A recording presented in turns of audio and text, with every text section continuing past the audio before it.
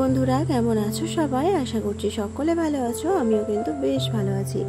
SM রূপকথার নতুন আরও একটা ঝলমলে ব্লগে তোমাদের সবাইকে অনেক অনেক ভালোবাসা জানিয়ে আজকের দিনটা শুরু করলাম। আজকে হচ্ছে মঙ্গলবার আর এখন ঘড়ির কাঁটায় বাজে সকাল 7টা।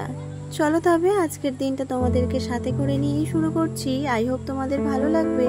সম্পূর্ণটা আমার সাথে থাকার অনুরোধ করছি। 4-5 দিন পর আজ একটু সূর্যের মুখ দেখলাম।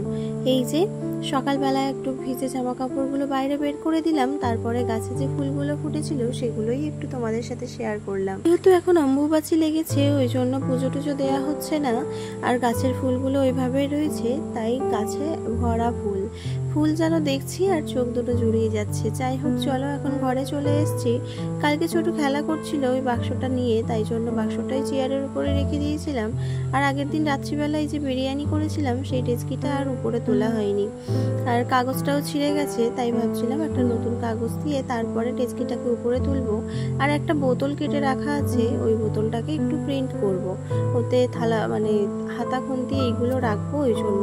তো এইরকম শুধু বোতল কেটে রাখলে না কেমন একটা দেখাচ্ছে, তাই জন্য ভাবলাম একটু প্রিন্ট করব।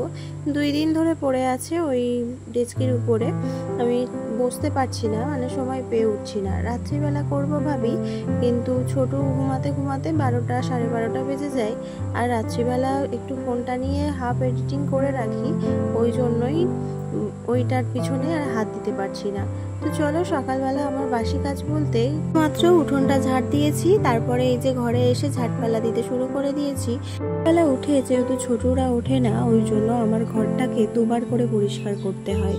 কেননা সকালবেলা আমি উপর দিয়ে ঝাড় দিয়ে নিয়ে চলে আসি, ঘর বাড়ি মুছে নিই, তারপরে আবার কিছুক্ষণ পরে গিয়ে মানে যখন ছোট উঠে যায় তারপরে গিয়ে আমাকে বাকি যে বিছানা তোলার পরে একটু বিছানাটা ঝাড়লে তো একটু বালি বালির মতো বের হয়, তাই আবারও ঘরটাকে ঝাড় দিতে হয়। তখন ঘরটা ঝাড় দিয়ে আর বাইরে বের করি না, দরজার পাশে রেখে দিই। বিকেলবেলা আবার যখন ঝাড় দিই তখন একসাথে বের করে নিয়ে আসি।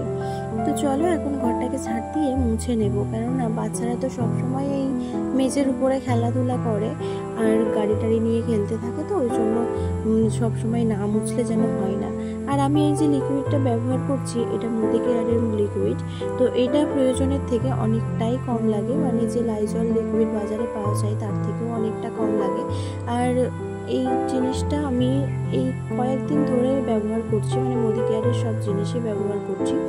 তো খুবই ভালো, বাসন মাজা সাবান থেকে শুরু করে এই যে ঘর মোছা, মানে ঘরের জিনিসপত্র, তারপর মশলাপাতি সব কিছুই আমি ইউজ করছি। তো ভালো, বাজারের থেকেও ভালো, কিন্তু দামে যেরকম দামটা বেশি সেই রকম লাগেও কম। তো যাই হোক, চলো এখন ঘরটাকে ভালো করে মুছে নিয়ে আর এই যে চলে যাব বাইরে। বাইরে বলতে ওই রান্না কি করব সেই সবজিগুলোকে কাটার জন্য। আর কালকে যে ফুলদানির ফুলগুলো সার দিয়ে রেখেছিলাম সেগুলোকেই কেচে ধুয়ে দিয়েছি, আজকে দেখো লাগিয়ে দিয়েছি, শুকিয়ে গেছিল। আর অয়ন ঘুম থেকে উঠে আর পড়তে বসে গেছে, তাই ওকে ভাবলাম একটুখানি দুধ আর রুটি দিয়ে দিই, তাহলে ওর পেটটা ভরা থাকবে, স্কুলে যাওয়ার সময় আবার ভাত খেয়ে চলে যেতে পারবে। আর ওই জন্যই ওকে দুধ আর রুটি দিয়ে দিলাম, আর ও খেয়ে নিয়ে পড়তে বসবে, আর আমি সেই ফাঁকে সবজিগুলোকে কেটে নেব। আর আমি না এখন ভাত বসিয়ে দিয়ে এসেছি বাইরে, যেহেতু একটা উনান, এটাই সুবিধা, ভাতটা বসিয়ে দিয়ে এসেছি, ভাত ফুটতে ফুটতে আমার সবজিগুলো কাটা হয়ে যাবে। তো আজকে রান্না করব ঝিঙে আলু দিয়ে মাছের তরকারি আর হচ্ছে বেগুন ভাজা। তো এই যে আমার সব সবজি কিন্তু কেটে ধুয়ে নিয়ে এই যে আমি গুছিয়ে নিয়ে চলে এসেছি, আর সাথে করে মশলা আর তেল এগুলো তো লাগবেই। তো চলো রান্না বান্না করে নিই। আর রান্না করতে করতে দেখো আমার শ্বশুরমশাই নিয়ে আসলো জগন্নাথ ধামের প্রসাদ, মানে দীঘায় যে জগন্নাথ ধাম হয়েছে, জগন্নাথ মন্দির, তারই প্রসাদ। তো এইটা আমাদের এখানে সবাইকেই দিয়েছে এই প্রসাদটা, মানে কালকে দিয়েছে আমাদের খালের ওই পারে যে বাড়ি ঘরগুলো আছে ওদেরকে, আর আজকে আমাদের এই সাইডে দিয়েছে। তো এই প্লাস্টিকের মধ্যে আছে গজা, আর এই যে একটা প্লাস্টিক, এর মধ্যে আছে প্যারার সন্দেশ। তো চলো এই যে সবাইকে একটু ভাগ করে দেব, আর তোমাদের দাদা ভাইয়ের জন্য একটুখানি প্যাকেটে রেখে দেব। তো যাই হোক, চলো সব কিছু ভাগাভাগি করে দিয়েছি, দিয়ে এখন খেতে বসে গেছি দুপুরের ভাত। তো ছোটু এখানে বসে বসে বক বক করছে, বদমাইশি করছে, আর তার মধ্যে ওই যে বৃষ্টিও চলে এসছে, আর এখন 3:30 বেজে গেছে। আর অয়ন এইমাত্র স্কুল থেকে বাড়ি আসলো। ও ঠিক হাফ রাস্তা চলে এসছে আর তারপরে বৃষ্টি এসছে, তাই জন্যই ও ভিজে গেছে, ব্যাগপত্রও ভিজে গেছে। আর ওই যে বালতিতে দেখো গামছা বেঁধে দিয়েছি বৃষ্টির জল ধরার জন্য। বৃষ্টির জলে রান্না করলে ভাতগুলো খুব সুন্দর হয়, সাদা হয় যেমন ঝরঝরেও হয়।